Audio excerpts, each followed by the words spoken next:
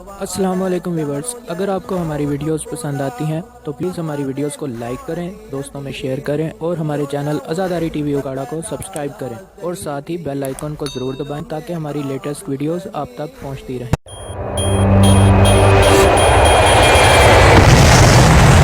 باللہ من الشیطان الرجیم، بسم اللہ الرحمن الرحیم، الحمدللہ رب العالمین، والصلاة والسلام علی سید الانبیاء والمرسلین، شفیع المذنبین، خاتم النبیین، انیس الغریبین، رحمۃ للعالمین، ابی القاسم محمد۔ اللہم صلی علی محمد وآل محمد وعلی آلہ الطیبین الطاہرین المعصومین المنتجبین المنتخبین المظلومین الذین اذھب اللہ عنہم الرجس وطہرہم تطہیرا۔ صلی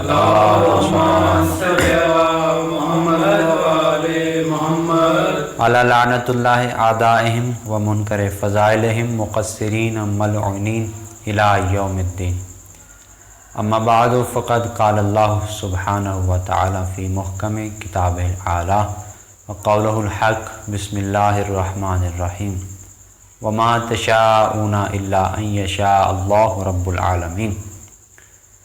عزیزان محترم، میرے انتہائی واجب الاحترام ناظرین، موالیان حیدر کرار، اپنی گفتگو کو آئندہ جو گزشتہ گفتگو ہماری ہوئی اس کو آگے لے کے چلتے ہیں کہ اس آیت سورہ التکویر کی آخری کو عنوان سخن میں نے قرار دیا۔ ارشاد رب الارباب ہو رہا ہے کہ وما تشاءون الا ان یشاء اللہ رب العالمین، کہ حبیب تم کچھ نہیں چاہتے، وما تشاءون، تم تو کچھ چاہتے ہی نہیں، الا، ہاں مگر کچھ چاہتے ہو، یعنی پہلے نفی ہو رہی ہے کہ رسول میں کوئی چاہت نہیں، الا، ہاں چاہت ہے۔ کون سی چاہت؟ ان یشاء اللہ، وہی جو اللہ کی چاہت ہے۔ تو ماننا پڑے گا کہ رسول میں اور ہم میں کتنا فرق ہے، جو اپنے جیسا مصطفیٰ کو سمجھتے ہیں۔ اس آیت سے ہی ان کو اللہ نے منہ توڑ جواب دے دیا کہ رسول کا معیار کم از کم اتنا ہو مصطفیٰ کی جس کی چاہت خدا کی چاہت ہو، وہ مصطفیٰ ہوگا۔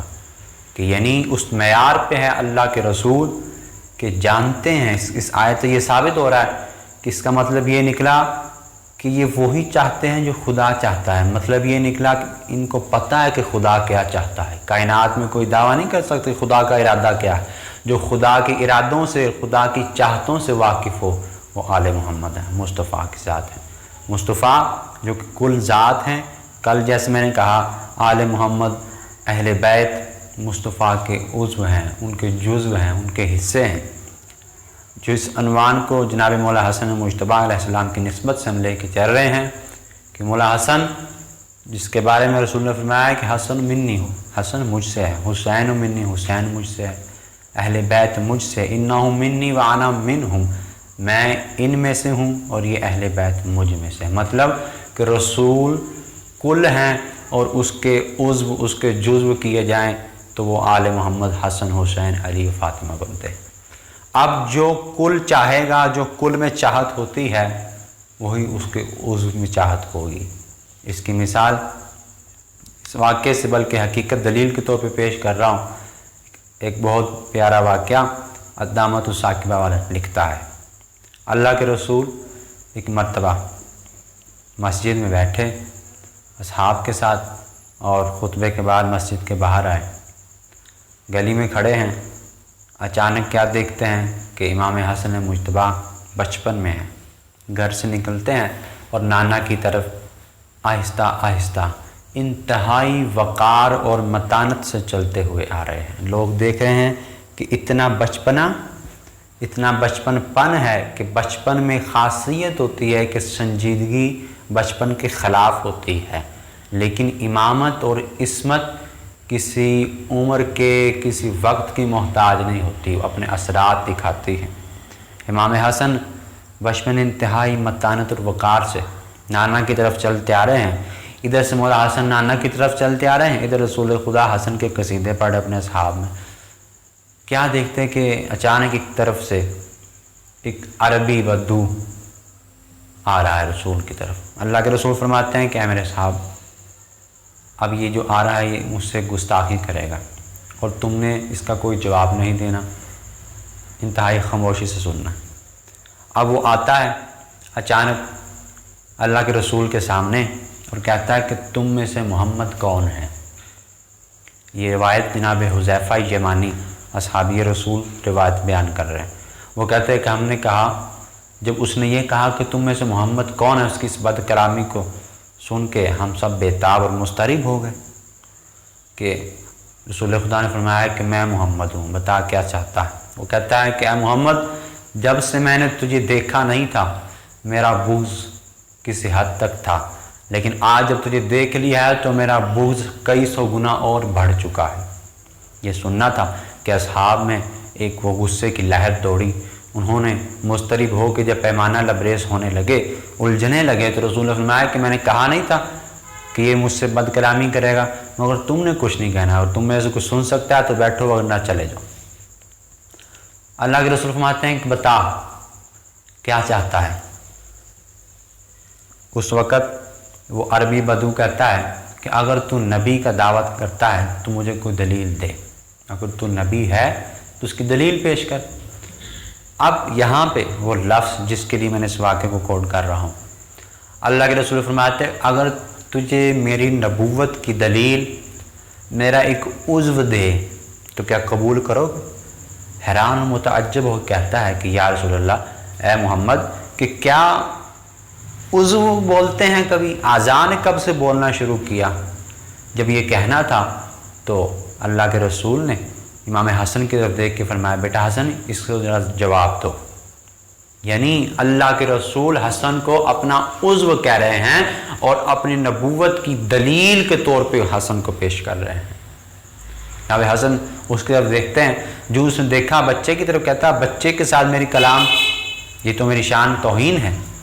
یہ کہنا تھا کہ جناب حسن فرماتے ہیں کہ اے عربی بدو، نہ تو میں غبی ہوں نہ غبی کا بیٹا ہوں، نہ احمق ہوں نہ احمق کا بیٹا ہوں، بلکہ تمہارا جس سے واسطہ پڑا ہے میں وہ بے پیکرا سمندر ہوں، بے پیکرا سمندر ہوں کہ جس کو ڈولوں سے ماپا نہیں جا سکتا۔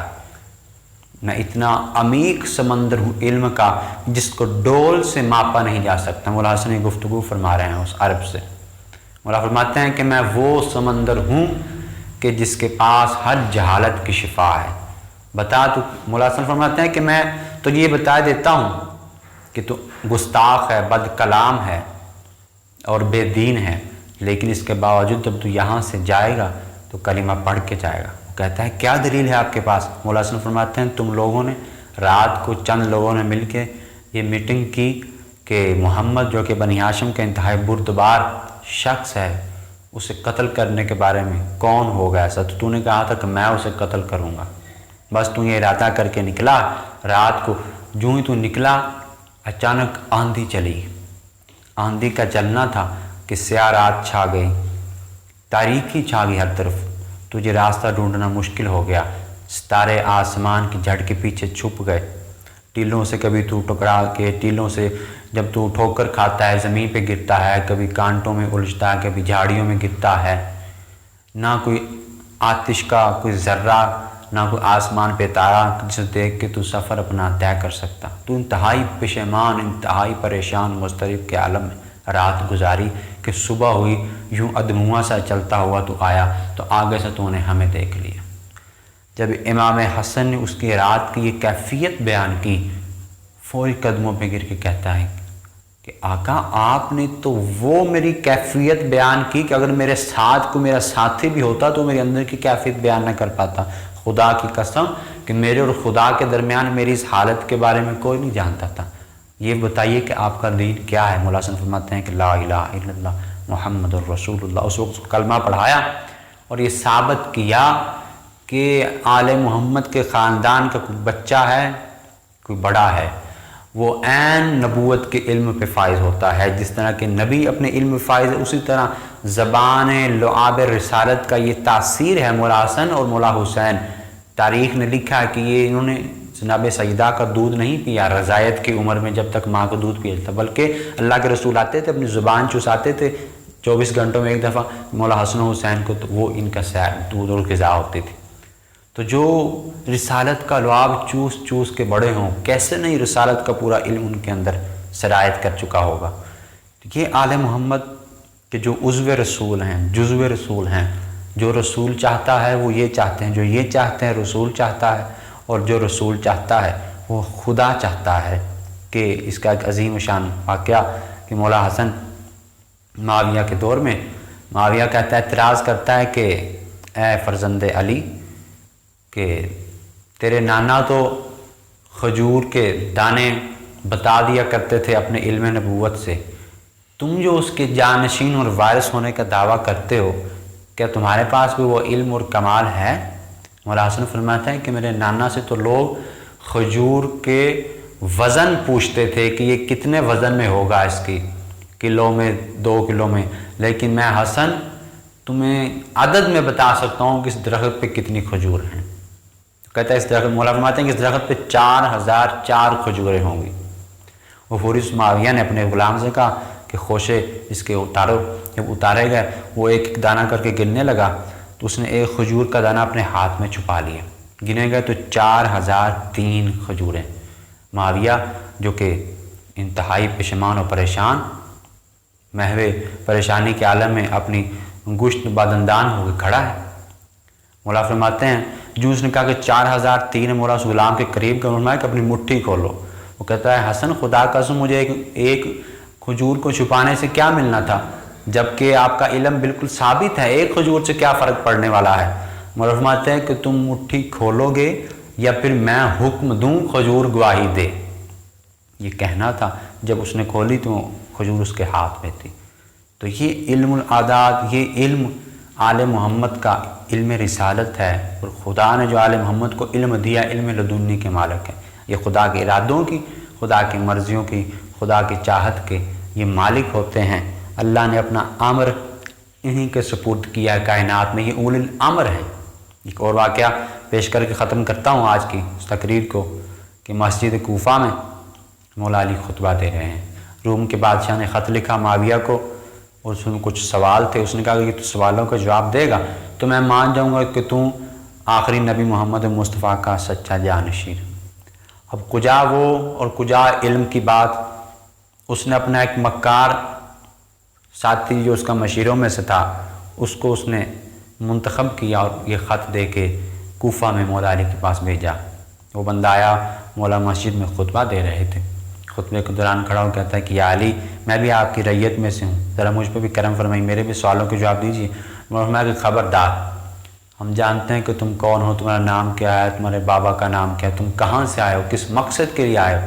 مولانا اس کا سارا جب حال بیان کیا کہ تم اس مقصد کے لیے آئے ہو کہ روم کے بادشاہ نے معاویہ کو خط لکھا اور وہ ان سوال کے جواب دینے سے قاصر ہے، تو تجھ کو مکار جان کے اس نے میری طرف بھیجا۔ مولانا فرماتے ہیں کہ اب یہ بتا کہ اپنے سوال خود بتائے گا یا سوال بھی میں بتاؤں اور جواب بھی میں دوں۔ یہ دیکھنا تھا۔ جب اس نے یہ سنا تو مولا کے قدموں پہ گر کا تھا کہ مولا حیف ہے شامیوں پہ کہ جو آل محمد کی پہچان نہیں کر پائے، کہ آپ کی معرفت نہیں کر پائے۔ آپ تو وہ علم جانتے ہیں جو کہ انسان کے دلوں کی کیفیت بیان کرتا ہے۔ مولا فرماتے ہیں کہ اب تو اپنے سوال میرے ان 2 بچوں میں سے جس سے چاہے دریافت کر۔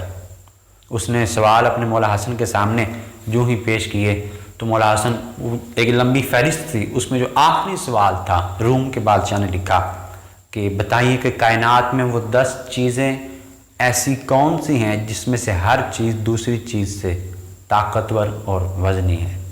مولا فرماتے ہیں کہ اس کائنات میں سب سے طاقتور وزنی شے جو ہے اس زمین پہ، وہ سخت ترین پتھر ہے۔ پتھر سے طاقتور شے لوہا ہے جو پتھر کو بھی توڑ دیتا ہے، اور پھر اس لوہے سے طاقتور شے آگ ہے جو اس لوہے کو بھی پگھلا دیتی ہے، اور اس آگ سے طاقتور شے پانی ہے جو اس آگ کو بجھا دیتا ہے۔ اس پانی سے طاقتور شے وہ بادل ہیں جو اس پانی کو اٹھائے پھرتے ہیں، اور اس بادل سے طاقتور شے وہ ہوا ہے جو بادلوں کے لیے پھرتی ہے، اس ہوا سے طاقتور شے وہ فرشتہ ہے جو ہواؤں کو چلاتا ہے، اس فرشتے سے طاقتور شے ملک الموت ہے جس نے اس فرشتے کو موت دینی، ملک الموت سے بھی طاقتور شے موت ہے جو خود ملک الموت کو آنی ہے، اور موت سے طاقتور شے وہ اللہ کا امر ہے جس کے تحت موت آنی ہے۔ میں یہاں یہ کہوں گا کہ وہ اللہ کا امر جس کے تحت پوری کائنات چلتی ہے، وہ اللہ اپنا امر جس کے سپرد کر دیتا ہے وہ اولی الامر ہوتا ہے، جس کے بارے میں فرمایا کہ اطیعوا اللہ و اطیعوا الرسول و اولی الامر منکم، کہ یہ آل محمد زمین پہ مولا علی کا فرمان ہے کہ انا ولی اللہ فی الارض افوض اللہ امرہ، کہ میں زمین پہ اللہ کا وہ ولی ہوں کہ اللہ نے اپنا امر اس کے سپرد کیا ہے۔ اس کائنات کا مطلب جتنا بھی امر ہے وہ ولی الامر کے پاس ہوتا ہے، اس لیے تو فرمایا سورۃ القدر میں تنزل الملائکۃ والروح فیہا، اس رات میں لیلۃ القدر کی رات میں ملائکہ اور روح نازل ہوتے ہیں، سال بھر کے اللہ کے اس کائنات کے اس نظام کے امر کو لے کے کس کے پاس؟ اولی الامر کے پاس آتے ہیں۔ اولی الامر جب تک حکم نہیں دے گا تب تک خدا کا امر صادر نہیں ہو سکتا، اولی الامر کے حکم، وہ اولی الامر۔ تو یہ آل محمد جو اس کائنات کے منتظم ہیں، الہی نظام کو چلانے والے ہیں، اللہ نے اپنا امر ان کے سپرد کیا ہے، یہ اللہ کی پہچان ہے کہ جس کے ذریعے ان کو دیکھ کے خدا پہچانا جائے۔ جب یہ کوئی کام کرتے ہیں خدا کی قدرت کو پہچانوانے کے لیے کرتے ہیں، کیونکہ یہ اللہ کا وجہ اللہ ہے، یہ اللہ کا چہرہ ہے، ان کو دیکھ کے خدا کی پہچان ہوتی ہے۔ ہم آئندہ اپنی مجالس میں انشاءاللہ یہ بتائیں گے کہ وجہ اللہ، اور اس کے اوپر گفتگو کریں گے۔ پروردگار ہمیں آل محمد کی معرفت حاصل کرنے کی توفیق عطا فرمائے۔ وعلى الدهر ينمو حبنا فهو بالبعد يزيد كل يوم كربلاء يا سيدي